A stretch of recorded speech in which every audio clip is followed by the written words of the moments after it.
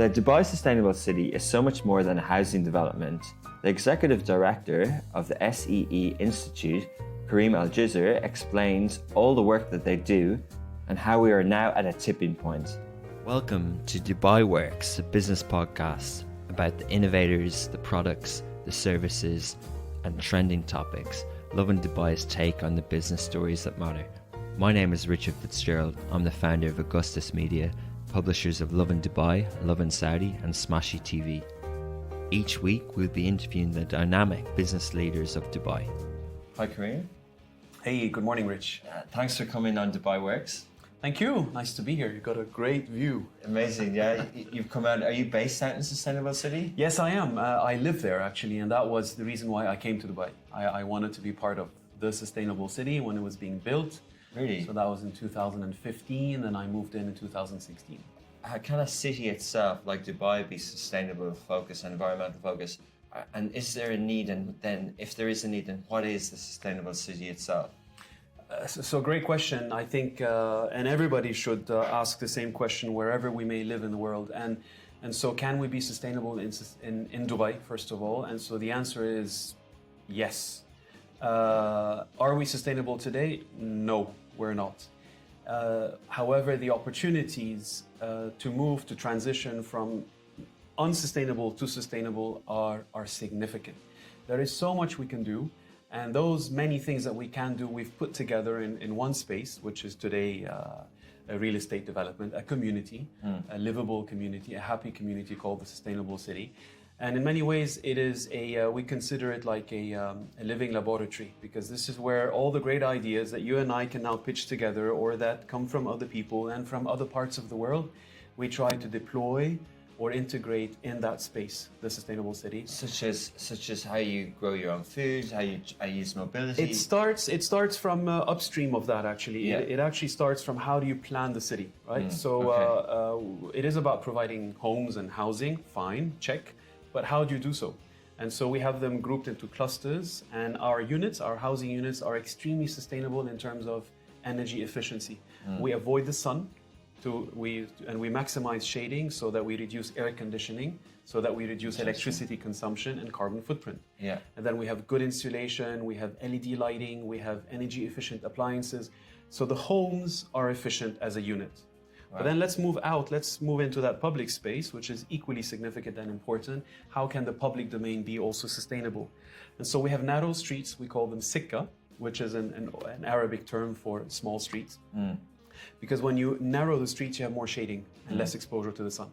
And we have interlock pavements and roads, so all the roads we don't use asphalt, because asphalt is a dark surface like we see on all the roads in Dubai, and it draws a lot of heat. So if you want to minimize what we call the heat island, cities, they heat up all over the world, even in Europe, because of air conditioning, because of cars, because of roads, etc. But what if, you and I can engage in farming as our grandparents and forefathers did? Yeah. And it contributes an element of happiness, social cohesion, community. So that's what we provide. We have farming space indoors and outdoors. We talked about energy. Water features is something we also try to make more sustainable through water efficiency and conservation in the villas. We use treated sewage effluent for all the landscaped areas. We use drip irrigation as well. We monitor the water, and we monitor the consumption, and we monitor leakage as well, because some of the water, unfortunately, is lost, which comes from desalination. So it's very precious, and we have to take care of it. So there's a lot more involved in being sustainable and being environmentally aware than what we're led to believe almost with marketing campaigns such as electric cars or recycling or not using plastic and paper. There seems to be a lot of research and science behind it. Is that your role, and what sort of level is required to put together some of the things you just spoke about? Absolutely. So sustainability can embrace us all, right? And there is so much science and common sense which goes into sustainability. And it doesn't all have to be techie, right? A lot of sustainability is low tech or non-tech. But if we want to summarize it, for the listeners, how can we be more sustainable in our campus, our community, our home, our office space, etc.? I think we need to think along the three strands of sustainability. and those are social sustainability. That's people. It's people-centric. It's wellness, community. It's happiness. It's education, neighborhood. That's social sustainability. Environmental sustainability are those engineering pillars from food production and energy management and water and waste and mobility that you mentioned and air quality, and also how do we build, the building materials. And equally, it is also about economic sustainability. So you do have the title as Executive Director of SEE Institute, and it does sound like it's an institution that you're running in terms of not just a development. There's so much more to it. Correct. So Diamond Developers is the entity behind the Sustainable City. But as time has passed, we have come to realize that so many other entities are needed also to ensure and to explore and enhance sustainability. And so fast forward, over the past 5 or 6 years, we've established or partnered with multiple other entities, a waste management company, a farming company, a school, an operator certainly, and we have the Institute. And so the Institute is a separate trade license. Let's talk operationally. So we have our trade license from Dubai Economic Department, and then we're also KHD approved to provide multiple programs. So professional training is something we provide in sustainability in the built environment. We also now, as I said, are in the process of establishing an incubator which complements the mandate of the Institute. We also host a lot of innovative research with a growing network of universities in the UAE and around the world, from California to Germany to Abu Dhabi and Dubai. And we host conferences and events related to sustainability. Well, how else can people access who aren't residents? How can they learn more about Sustainable City? All right, so they can certainly visit, first of all. They can visit. We have a visitor center with a lot of information and with a scaled model of the entire community. Last year, we received more than 10,000 visitors, including government entities, academia, corporates, and professional associations and organizations. And so we have an open door policy. And seeing is believing, right? Especially perhaps in this part of the world where so much is happening. I think seeing is believing. So that would be my first encouragement. They can follow us on social media.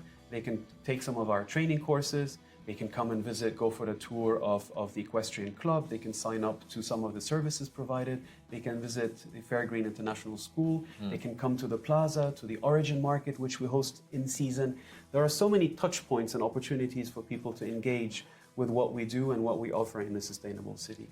But what I've seen in the last year or so is a significant acceleration in the coverage, right, of environmental issues. First of all, our ability to identify environmental issues. We now recognize the various problems. And it's not just garbage and waste and cars and traffic. It is so much more. And plastics and so on, and the oceans, and the Arctic ice, and the plastics that you and I are consuming involuntarily because it just snuck into our food stream or food supply chain. But now the challenge for us is to move from awareness. You and I can sit here for days on end and discuss environmental issues. That's great. But we have to move from awareness to practices and attitudes. We need that awareness to change attitudes and attitudes to begin to inspire new practices. We call that behavior change. So how do we change behavior? And changing behavior is perhaps more difficult than building Burj Khalifa. I mean, a behavior is very difficult to change. And sometimes, we are tempted to be more green, but then we quickly fall back into something which is less green because of convenience, right? And we have to sometimes fight that convenience without compromising the quality of life. We believe that sustainable cities and a sustainable future is all about maintaining and even enhancing the quality of life, but reducing our ecological footprint. Well, what in the future, in the next few years, 1, 3, 5 years, with the Sustainable City in Dubai and the institute that you run, what milestones would give you encouragement? What tangible actions would you like to see that are signs of behavior change? Be it plastic bag charges, be it different things that you would like to see that would point in the right direction? Anything to do with energy, because this is where most of our carbon footprint comes from. So energy efficiency, electrification, renewables.